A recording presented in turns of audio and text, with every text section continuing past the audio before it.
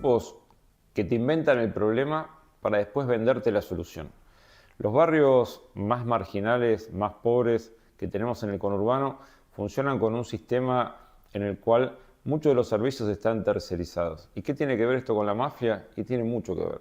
¿Por qué? Porque sobre todo las organizaciones sociales tienen sus punteros dentro de estos barrios, y para que esos punteros tengan incidencia sobre la gente, ya sea para movilizar o ya sea para conseguir un voto, necesitan en muchos casos fuerza de choque. La fuerza de choque de estos grupos suelen ser las mismas bandas delictuales que cometen los pequeños delitos urbanos, por ejemplo los motochorros. Por eso no es de extrañar que el grupo de motochorros, de los cuales 2 mataron a Morena, formen parte de una banda que paraba literalmente enfrente de la puerta de una unidad política del oficialismo. ¿Por qué? Porque le sirve para esto, le sirve para no dejar entrar a otros políticos al barrio, porque le sirve seguramente para obtener un beneficio económico, porque le sirve seguramente para poder lograr que una pintada no se la pinten arriba porque van como fuerza de choque. ¿Qué pasa? ¿Qué pasa? Después, cuando estos grupos empiezan a caer presos, tienen organizaciones políticas que los defienden. Por eso vemos repetidamente a los mismos políticos que van y reclaman cada vez que se mete preso un motochorro, o que con sus punteros sacan a piedrazos a la policía cuando entra al barrio. Bueno, gravísimo lo que dice Diego Kravetz, es el intendente interino de Lanús, es también el candidato a intendente de Lanús y es un referente de seguridad de Juntos por el Cambio. De lo que está hablando Luis es básicamente de que ahí hay gente de Juan Grabois que milita con estas bandas, que de algún modo las protege, bandas que después salen a delinquir, que son fuerza de choque, eso es lo que está diciendo. No lo menciona a Grabois, pero... Sí, nosotros lo contamos y dimos los nombres semanas atrás. Ese lugar donde paraba la banda que termina asesinando a Morena, tenía relación con uno de los jóvenes que estuvieron durante unas horas demorados y que finalmente era el que previamente había sido rescatado por la diputada nacional Saracho, y además una dirigente que se juntaba con Grabois y que se sacaba fotos con uno de los que estuvo preso por el crimen de Morena. Esta historia la conocemos desde la película Batallón Militante, cuando Eduardo Vázquez, por militar, el ex baterista de Callejeros, detenido por un femicidio, por militar con el Batallón Militante, simpatizaba en el kirchnerismo y lograba las salidas transitorias. Nicolás Sabo, muy bienvenido, el hijo de Roberto Sabo. Bueno, muchas gracias por estar acá y quería una primera mirada tuya, lo tenemos también al camarista Luis Cayuela, y bueno, de ambos en realidad una primera mirada sobre, bueno, este raíz de crímenes, de personajes que además son delincuentes peligrosos, que entran y salen. Me gustaría pasar algunas placas de los últimos episodios, ¿no? de criminalidad, el de la jubilada de Tolosa, el de Morena, el de Mariano Barbieri, que son todos reincidentes, gente que ha entrado y ha salido de la cárcel. La gente se pregunta cómo puede ser que gente que ha estado presa 2 o 3 años, que entra 4 o 5 meses y sale de las cárceles, sale con ese nivel de peligrosidad y que en lugar de robar sale y mata.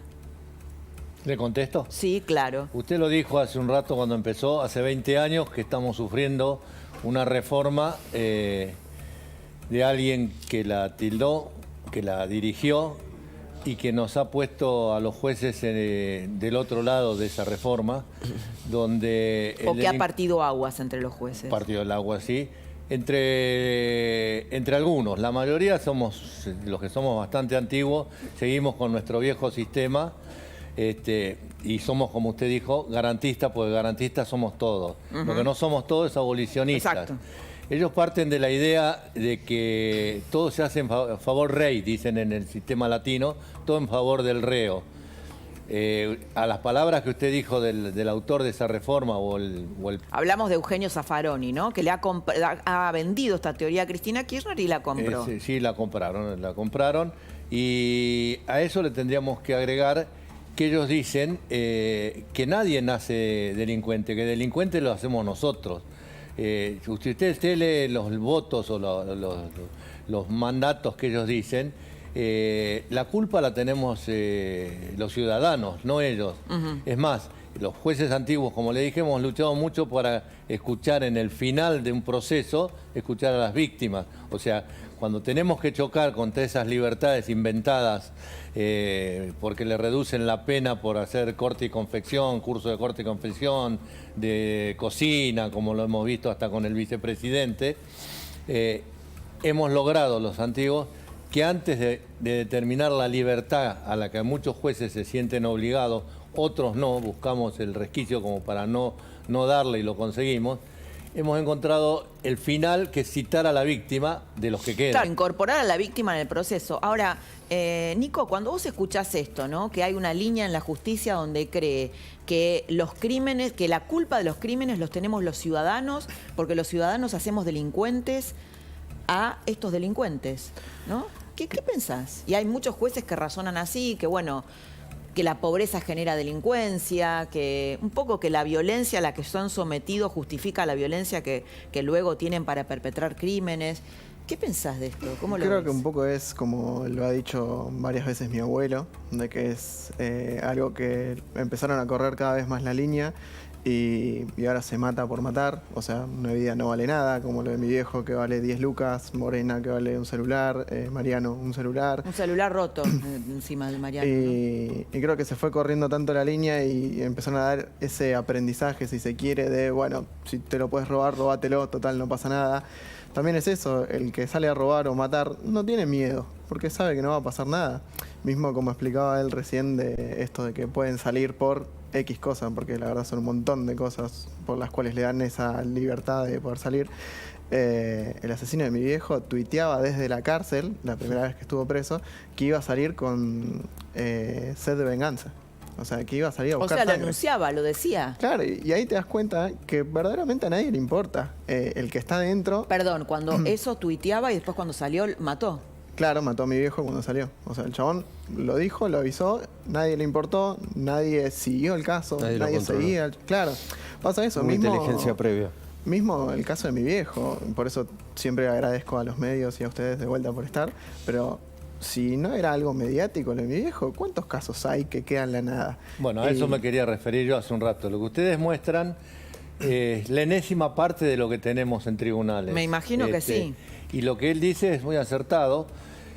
Han logrado con estas reformas y con esta teoría abolicionista, lo que llamamos técnicamente, para que lo entiendan, anomia, es que la ley no existe. Entonces, la vida no vale nada. Usted dijo, entran y salen. Yo creo que viven en libertad con este sistema. No, pero además viven y salen, como dice Nicolás, mucho más resentidos, mucho más cebados. Lo tenemos a Germán Garabano, exministro de Justicia del viejo Cambiemos, digamos, del gobierno anterior. ¿Cómo está, Germán? Bienvenido a La Trama. ¿Qué tal? Buenas noches, Buenas Laura. noches. Un gusto estar con vos. Y bueno, estaba siguiendo atentamente cómo lamentablemente el gobierno ha ido, los avances que en su momento nosotros hicimos con Patricia, en el gobierno del presidente Macri, que trataron de romper esto que recién señalaba bien el juez Cayuela. La verdad es que este gobierno ha hecho un retroceso enorme en estos 4 años, ¿no? Con las personas que fueron liberadas en las cárceles, tanto federales como de la provincia de Buenos Aires, volver a invisibilizar a las víctimas, dejar el servicio penitenciario en una situación realmente de nuevo muy delicada. La verdad es que todos los avances que se pudieron hacer tratando de corregir esto que ustedes están señalando, hemos vuelto para atrás. Yo tengo la expectativa que el nuevo gobierno con Patricia pueda nuevamente poner a Argentina en un sendero de más seguridad, ¿no? Y donde si alguien comete un delito tenga las consecuencias, y especialmente trabajar con los jóvenes que cometen delitos, que es otra gran deuda que tiene la democracia. Nosotros en su momento enviamos un régimen de responsabilidad penal juvenil, porque los chicos empiezan cometiendo delitos sin ninguna consecuencia, como se dijo acá, se cree que se los ayuda con impunidad, y esos jóvenes cada vez van cometiendo delitos más graves que terminan costando la vida en nuestra sociedad. Germán, te hago una consulta porque me inquietó algo que me dijo un funcionario alto de las fuerzas federales, digamos, que ocupaba un cargo alto en el anterior gobierno, de que hay personas del oficialismo o básicamente punteros del PJ, para decirlo claramente, alentando robos en la capital para perjudicar las chances de la oposición. ¿Eso tiene algún asidero? Mira, la verdad no tengo elementos. Lo que sí es muy llamativo es hoy la ciudad de Buenos Aires tiene niveles en términos de crimen y de homicidios muy bajos. Creo que después de Ottawa es la segunda ciudad capital más segura de toda América, con niveles realmente muy, muy bajos. Y sin embargo vemos hechos delictivos en este último tiempo muy, muy graves. Con lo cual parece ser bastante extraño. A mí me tocó, siendo fiscal general, empezar en su momento con Santilli todo un trabajo de coordinación para hacer frente al delito en la ciudad y poner políticas criminales efectivas. Y lamentablemente eso dio muy buenos resultados. Lamentablemente en este último tiempo hemos visto un crecimiento fuerte del delito. Sí, hay dos lugares que a mí me llaman la atención. Uno es Lanús y otro es la capital. Y justamente gobierna la oposición, ¿no? Que gobierna la oposición. Es muy llamativo. Es llamativo, por lo menos es llamativo. Sí, es muy llamativo, y esto sí se inscribe igual en un esquema donde lamentablemente este gobierno, tanto a nivel federal como a nivel de la provincia de Buenos Aires, la verdad es que ha tenido políticas que han terminado alentando el delito, ¿no? Exacto, esto que decía el servicio penitenciario, tanto provincial como federal. La descoordinación de las fuerzas federales, frenaron la implementación del nuevo sistema acusatorio a nivel federal. No ha habido tampoco la víctima. Nosotros sabemos un observatorio de víctimas que funcionó en el Ministerio de Justicia para asegurar que los fiscales acompañaban a las víctimas, que los jueces los tenían en cuenta al momento de disponer una libertad. Y todo eso lamentablemente quedó en la nada. Quedó en la nada. De Y nuevo, bueno, a ver, yo creo que hay dos víctimas. datos, Garabano, importantes. El 70% de la población carcelaria vota al kirchnerismo. Eso te dice mucho. Y teníamos un audio, que no lo vamos a poder poner por cuestiones de tiempo, de un sicario desde una cárcel de Rosario, donde más o menos decía que si ganaba Puyaro o la Bullrich, así decía, estaban al horno. Decían otra frase. Bueno, que estaban al horno, porque obviamente prefieren que siga gobernando el peronismo o el pero-kirchnerismo. Quiero ir al Chaco, Luis Gasulla, sí. Porque bueno, ahí hay también alguien muy cercano al gobernador acusado de un crimen atroz, que es el femicidio de Cecilia Strisowski. ¿Qué hay de nuevo con esto? Mirá, en unos días se va a votar en Chaco. Nos metimos de lleno en la causa judicial. No se habló más de la causa. ¿En qué quedó la causa Cecilia? Bueno, esta semana una gran polémica, porque se filmó con un celular, están investigando cómo se filmó Emerenciano Sena mostrando tarros de orina, diciendo que le violan los derechos humanos y haciendo un show con ello. ¿En qué quedó la causa? Se dictaron y se confirmaron, ahí lo tenés, a Emerenciano Sena diciendo casi que violan sus derechos humanos. Me da pena. Y mostrando su orina. Un celular, grabándose, haciendo el show desde una cárcel, un escándalo. Pero el Ministerio de Seguridad del Chaco les permite por horarios tener WhatsApp a los presos y lo defienden esa medida. ¿En qué quedó la causa? Se confirmaron las prisiones preventivas de los 7 detenidos. Para la justicia fueron el matrimonio y César Sena los asesinos. ¿Por qué? ¿Por qué ellos creen eso? ¿Por qué la Fiscalía cree en eso? ¿Por qué creen y están convencidos de ello? Porque el lugar donde se encuentra la sangre, solo 3 gotas de sangre se encontraron en un colchón, en la planta baja, en la cama donde dormía Emerenciano Sena, porque la planta alta, César, no tenía acceso, no podía llegar porque era el lugar donde se guardaba la guita. ¿La guita de qué? La guita negra, la guita negra. De hecho, te cuento una anécdota. Sí. Hay muchas anécdotas que están probadas en la causa. 15 días antes del asesinato de Cecilia, Emerenciano Sena va a una concesionaria de autos y compra, poniendo 17,5 millones de pesos, cash, en efectivo, una camioneta Hilux. Esa persona declaró. dijo, vino con una bolsa de plata y se llevó la Hilux. Manejaban una fortuna de plata. La causa esa del lavado de guita está bastante dormida. Y a César no lo dejaban subir. Y a César no lo dejaban, menos a Cecilia. Y por una cuestión de las referentes psicológicas, las que trataban a Cecilia, Sí. consideran, y también a César Sena, consideran que César no puede haber sido el autor, ni intelectual ni material, sino apunta a la justicia a la madre. Un dato más. Para la defensa, Pero porque Cecilia vio plata, vio algo que no tenía que ver. Ahí voy con la pregunta del móvil. querían. El dato que nadie tuvo en cuenta, vamos con ese dato. El primer allanamiento lo realiza el jefe de la policía chaqueña. Esto en su momento lo mostré. Ariel Acuña es el jefe de la policía que llamaba a votar al Coqui Capitanich. Muy independiente no era. No. Y mirá el apellido. Me lo dijeron ayer. Acuña, como Marcela Acuña. Bueno, es que son familiares. Ese dato se le escapó a todo el mundo. El jefe de la policía es un familiar indirecto, no te diría directo, Sí. pero comía asado con Locena. El que allanó en un primer momento y que no encontró nada. Bueno, eso es lo que pasa en los feudos, muy ¿no? conocido de Locena. Viste que en los feudos está como esta broma Que se un poco conocen macabra, todos, sí. que no se dice sí juro, sino sí tío, ¿no? Exacto. Porque son todos familiares. El móvil, ¿cuál es el móvil? Para la justicia están centrados en dos motivos muy fuertes. Uno de ellos, la plata. Pero no porque Cecilia quería quedarse con plata. De hecho, cuando Cecilia se entera por su novio, César Sena, su marido, en un momento en un casamiento que duró muy poco tiempo porque los obligan a divorciarse Merenciano y Marcela Acuña, que había plata sucia, ella no quería saber más nada con el bar. Pero había mucha plata que el príncipe heredero, César Sena, iba a recibir en esos días. Y por otra parte, ella quería quedar embarazada. Y no descarta la justicia que estaba efectivamente embarazada y que fue la gota que rebalsó el vaso para los padres de César Sena, enterarse de esa noticia. Eso no se ha podido probar porque utilizaron para quemar el cuerpo de Cecilia un tipo de madera con el que vos quemás ladrillos. Durante 3 días estuvieron quemando el cuerpo de Cecilia.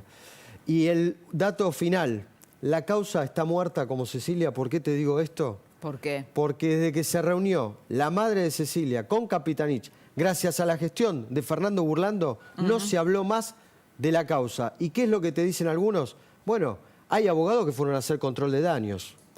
Que no se Inquietante, hable más de los vínculos con el poder político. Es muy inquietante y muy rara también la reunión de la mamá de Cecilia con Capitanich. Ella está arrepentida de esa reunión. Quiero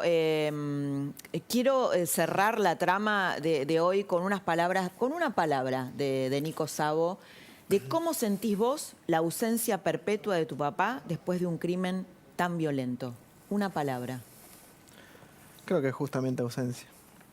Ausencia de parte de todos, del Estado, de la justicia, de la política, de todos. Porque desde que pasó lo de mi viejo, sí, aparecieron de varios partidos políticos, lugares, todo. ¿Te quisieron...? No, pero para querer apoyar.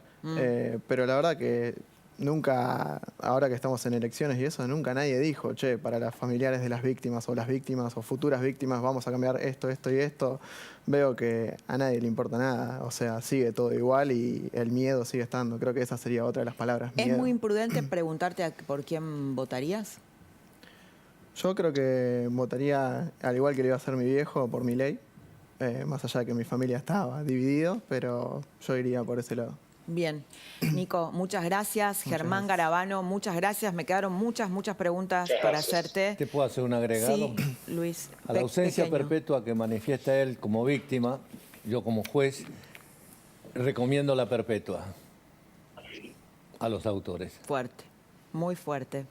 Luis Cayuela, muchas gracias. Muy interesante además porque explicás muy bien, muy didáctico. Muchas Silvia gracias. Mercado, gran informe sobre el señor Tucker programa Carlson y señor Luis Gasulla, impecable. Bueno, quédate mañana en